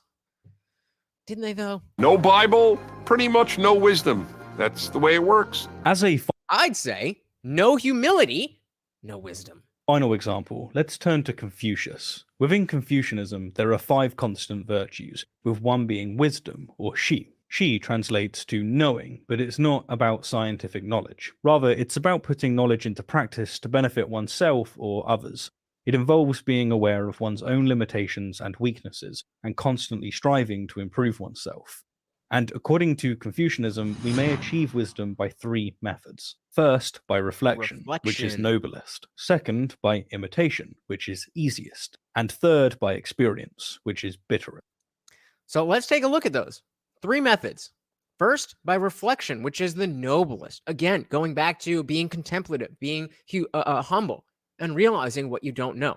Second, imitation, which is the easiest. You just see other people doing what you like, and you do what they do. The third is experience, which Prager just said is silly and meaningless. For Confucius, then, the acquisition of wisdom comes from, most nobly, reflection. That is, serious thought and consideration. Rather than making mistakes, one can prevent such bitterness by running emulations in their mind. But Confucius also admits of other ways of achieving wisdom. His second method is by imitating those with wisdom, and his third is by learning from bitter experience. Dennis would, however, write off Confucius's third way, since it relies on personal experience. Now, that is what we call an unwise answer. So who would we say, given either definition, any definition of wisdom, would we say is more wise? Confucius or Dennis Prager? Now again, I really do respect Dennis Prager and his work. Full stop. But too many conservatives are wrong about this exact thing. And they will be able to so easily point it out when it comes to leftist ideology and their dogma. But they believe that because their dogma is different and better, which I may agree with, that it's okay to be dogmatic about it.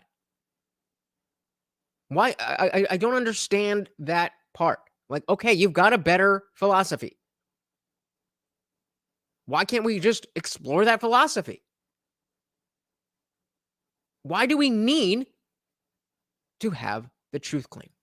To the question of where did you get your wisdom? But Confucius, in his wisdom, recognizes that as bitter as wisdom from personal experience is, it is nevertheless wisdom. People do, admittedly more reluctantly than desired, become wise from experience. So looking back at Dennis's radio listeners who answered that they learned wisdom through experience. From life experience. We can see that their answer isn't far removed from many of the most traditional and entrenched definitions of wisdom.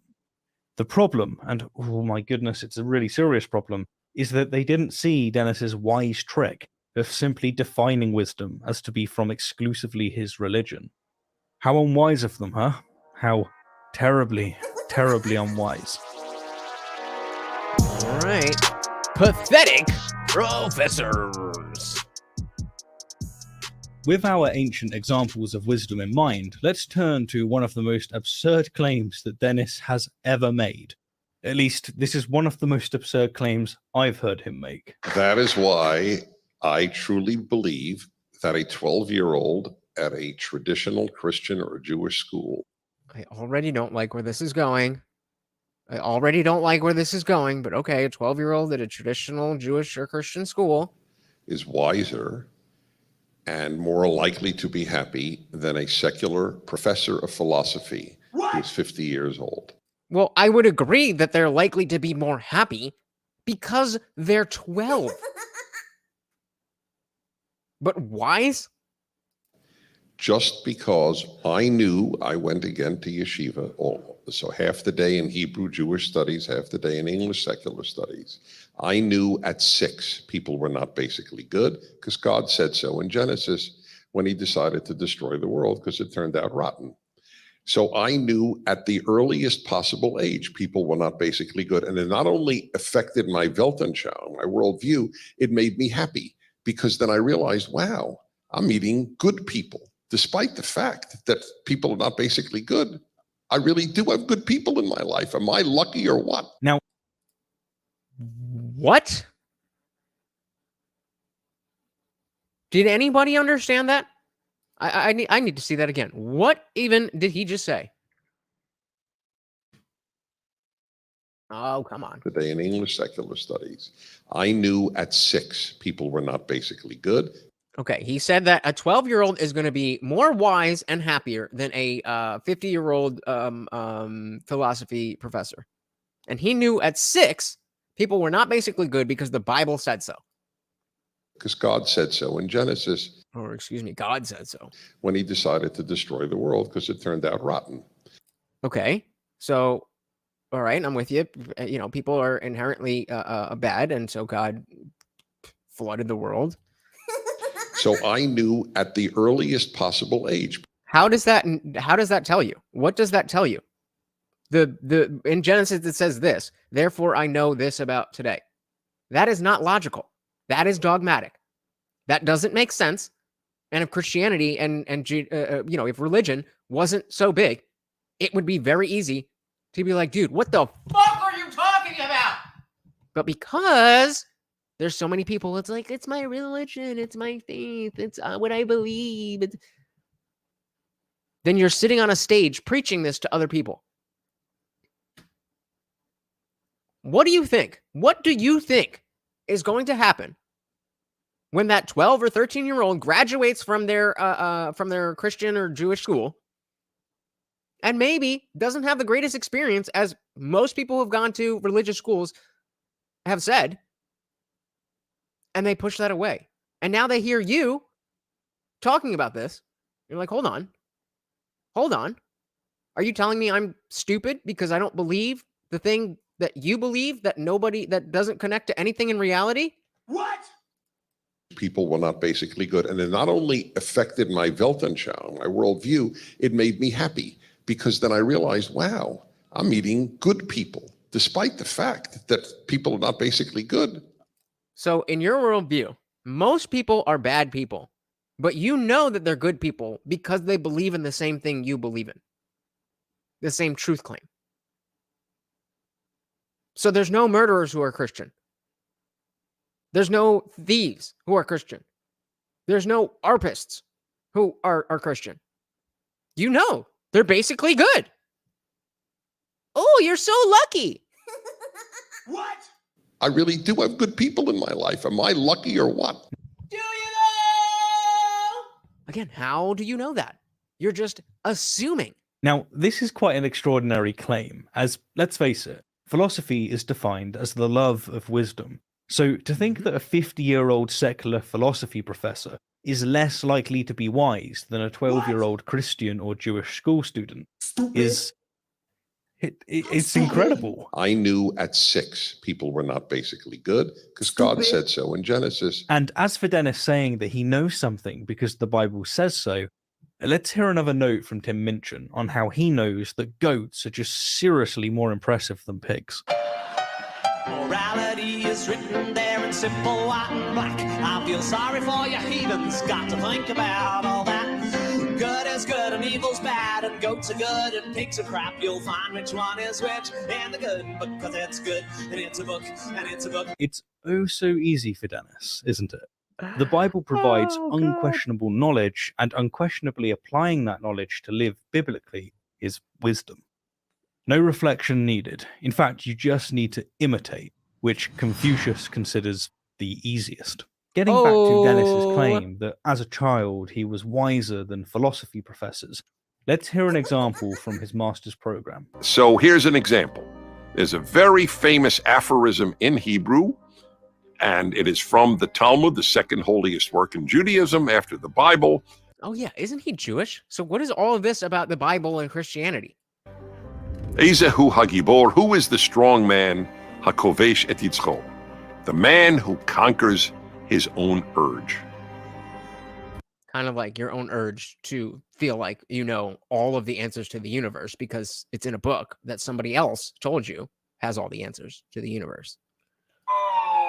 I learned that at 8. That the Based, bro, 8-year-old. strongest I could be is to conquer my own appetites and urges and instincts. How's that going, brother? You're sounding a little stoic there, Dennis. Actually, more than just a little bit.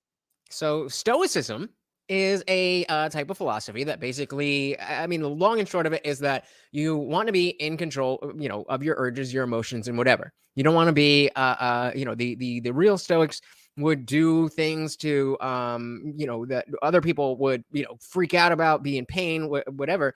And the whole thing was to maintain composure. So yeah, sounding a little stoic. You are, in fact, expressing one of the core tenets of Stoicism. Wealth consists not in... So this is from Epictetus, who was, you know, one of the leaders of the Stoicism movement. Having great possessions. Well, all right, well, we missed it. Wealth consists not in having great possessions, but in having few wants. This quote from Epictetus suggests that if we can learn to be content with what we have in life, as opposed to constantly seeking more, like another gender or an afterlife, we will be richer in spirit. This idea is central to the philosophy of Stoicism, which teaches that we should focus on what we can control, our own thoughts and actions, and worry less about external factors beyond our control. If you have even heard, if you're a Christian and you have not heard of Stoicism, let me know in the comments below. I'm just curious. Wait. Hold up. Isn't this nugget of wisdom a central idea in pretty much all of the prior examples we touched upon? Why, yes. Yes, it is. Here's how Confucius expressed the same sentiment. What the superior... Without the Bible, just in case you didn't get that part. Man seeks is in himself. What the small man seeks is in others. And here's the adorable Buddha conveying the same. Jan says, but Dennis would rather be richer on money. I think you are correct, sir. Do not look for sanctuary in anyone except yourself. So we get all of these sentiments that are exactly the same. But somehow the idea itself doesn't work unless you're taking it from his one source. It has to be the Bible. Even though Buddhism and Epictetus said exactly the same thing, you cannot be wise without hearing it specifically from the Bible. Or, as Cicero put it, philosophy is certainly the medicine of the soul. Its aid is to be sought not from without, as in diseases of the body, and we must labor with all our resources and with all our strength to cure ourselves. So the claim that you can only find this information in the Bible is ignorant. It is ignorant to say that.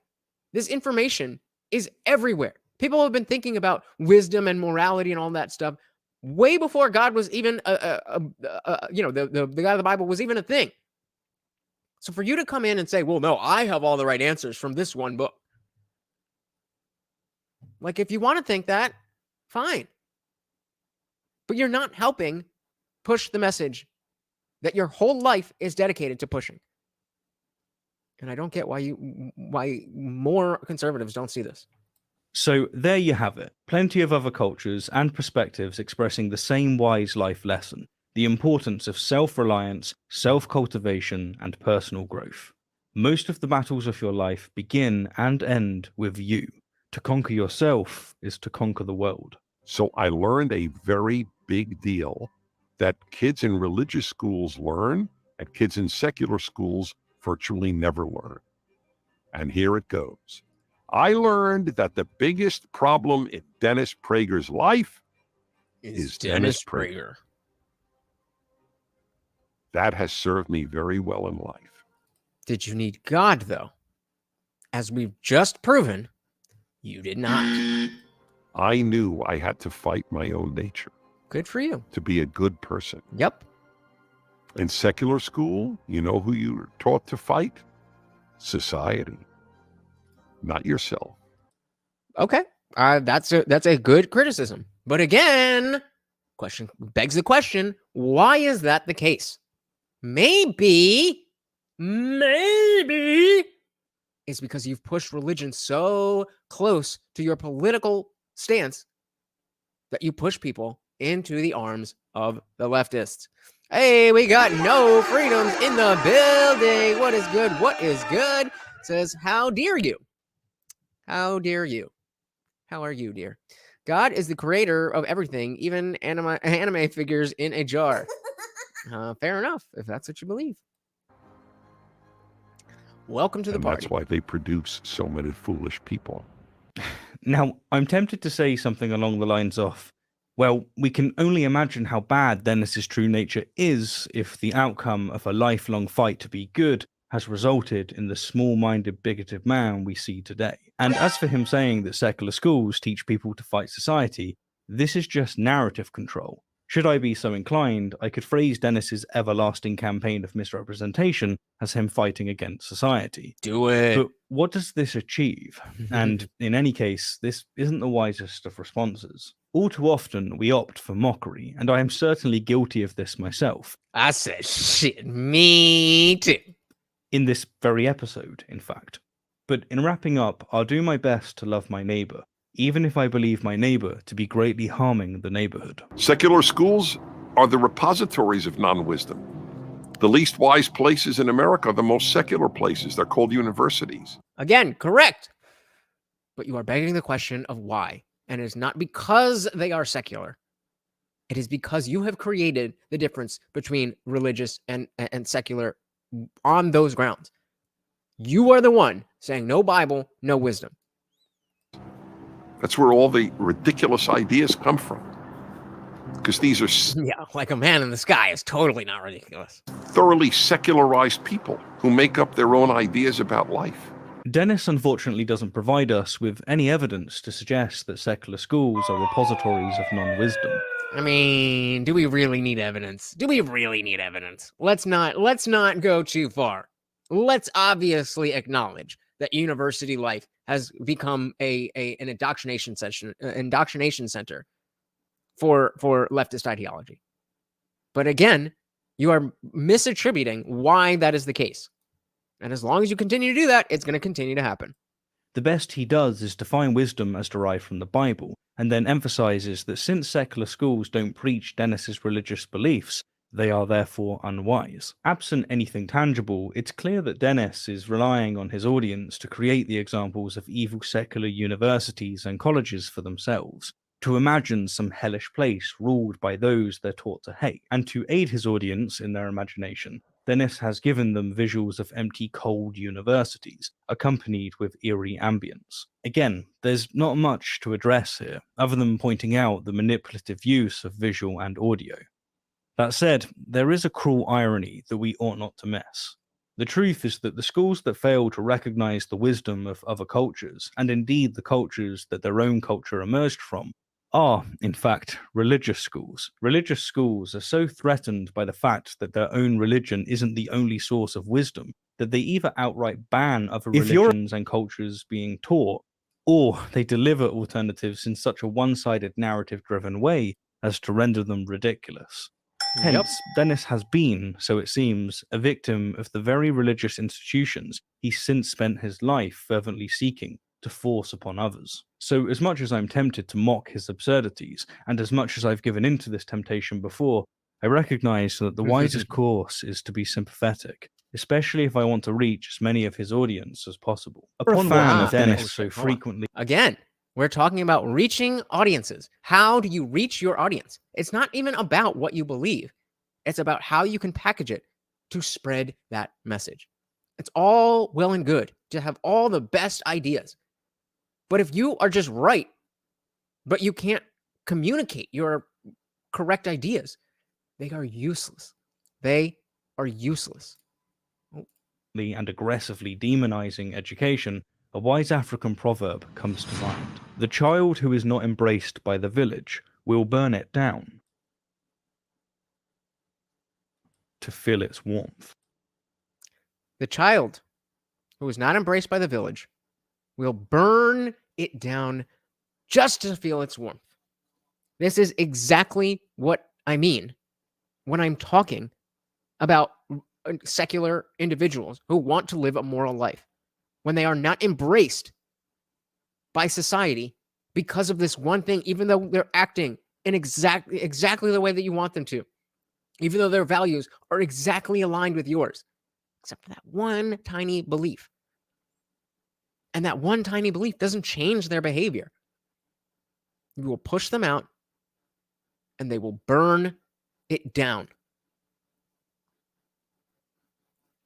It's not a metaphor. Look at what's going on in Chicago right now. I'm not saying that's directly because of Dennis Prager, but it's a snowball effect. This is what you have to look forward to as long as you shove God into the conservative political platform.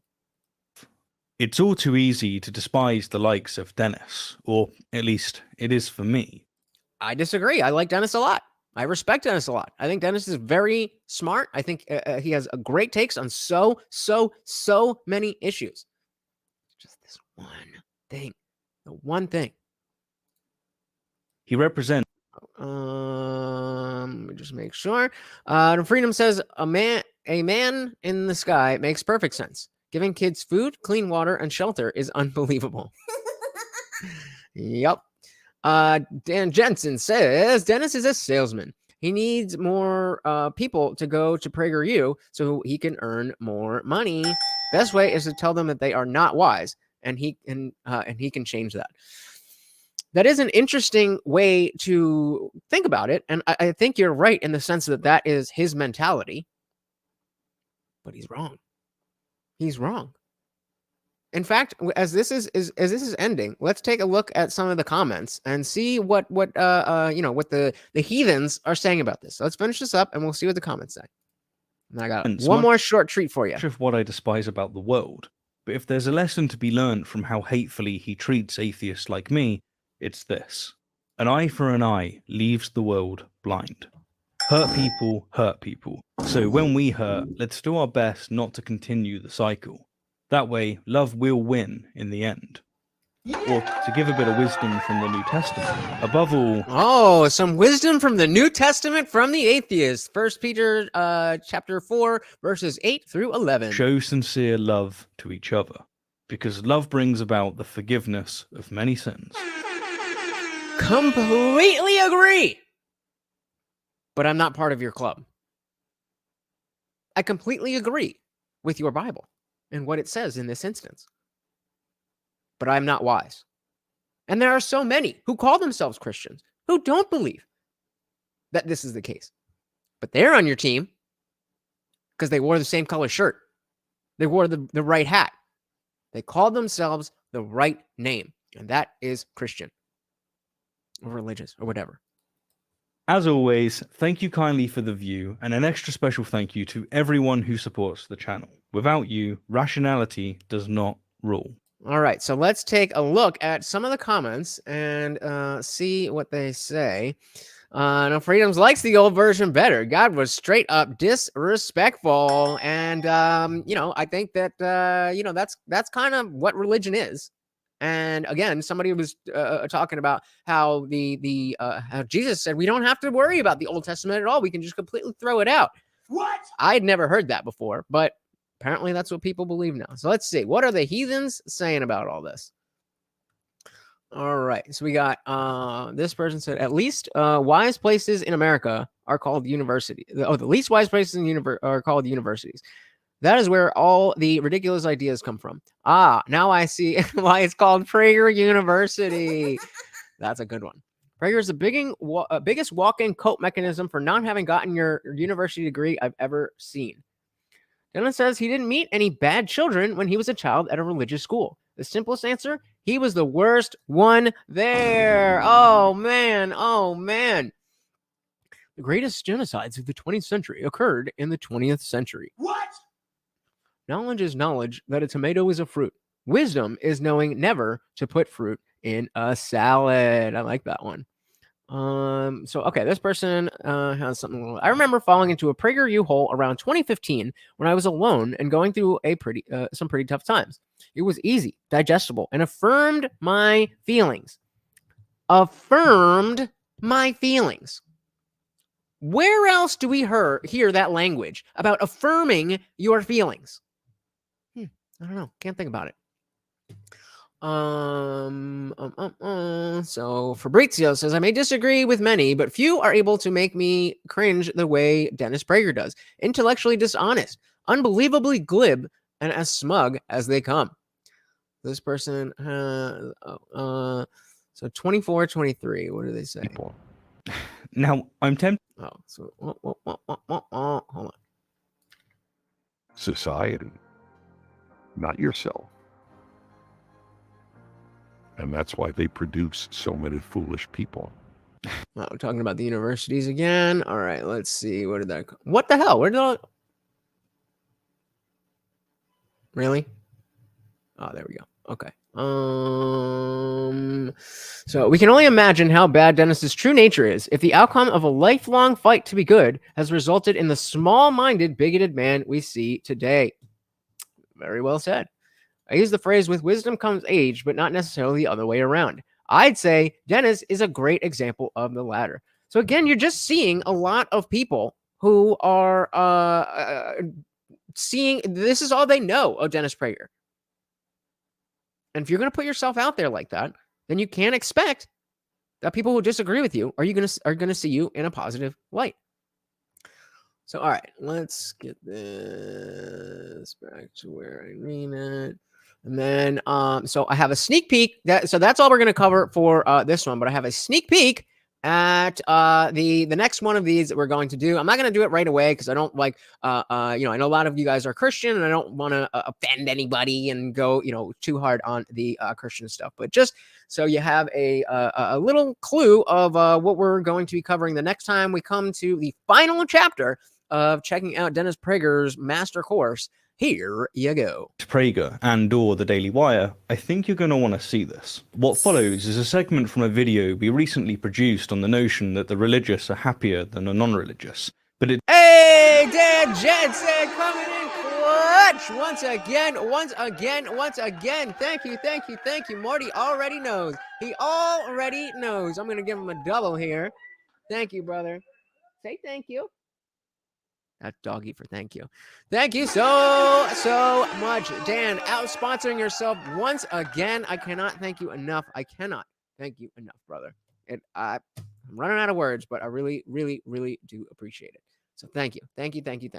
it deserves a spotlight because, by my lights at least, it's proof that Dennis Prager and the Daily Wire think that their audience, you, are idiots. Put it this way, if one of the sources I tend to visit did what you're about to see, I'd have a very serious problem. Here it is. You make of it what you will. So let me give you some data from the National Institutes of Health, National Library of Medicine. Data suggests that adherence to religious beliefs is associated with lower rates of suicide. Hopefully, would you say that that's significant? Obviously, it was saying self-deletion, but we're not trying to say that on the platform. A number of factors have been hypothesized to explain this association, including enhanced social support, less substance abuse, and lower rates of psychopathology. That's all. So right off the bat, causation, correlation does not mean causation. So again, maybe it has to do with the values and not the beliefs. That's all. Well, I guess I found a study that says I'm right, so I'm right. Religion gives you. Let's review that. Enhanced social support, less substance abuse, and lower rates of psychopathology. We can't get any of those with the values on their own, right?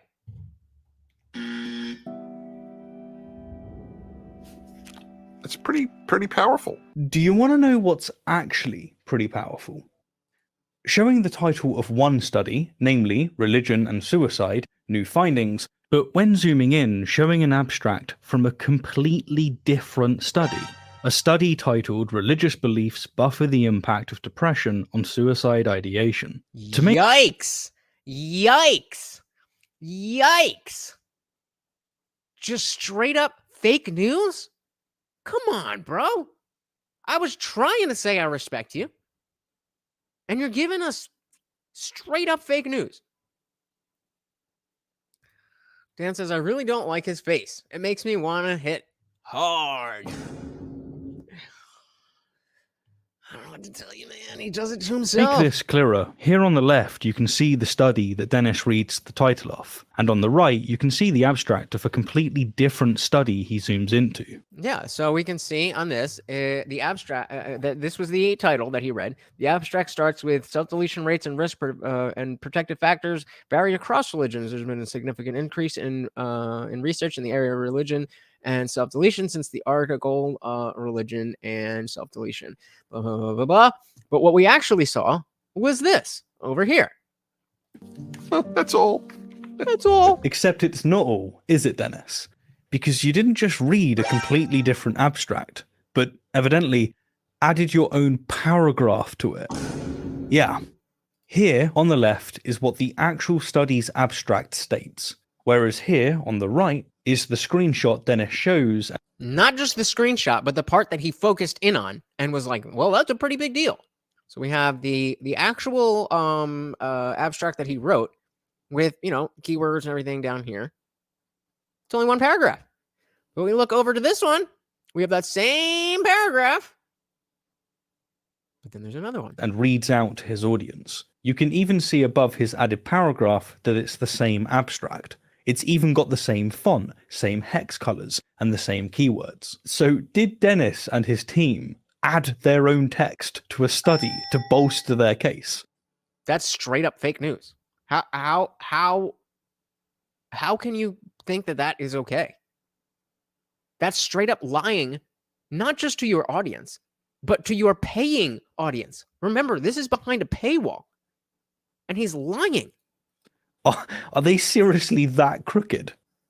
Well, if we check the Wayback Machine, we can see that the site hasn't changed since it was published, which is standard for studies. And if we Google the text that Dennis and the Daily Wire have added, we can see just one result comes up.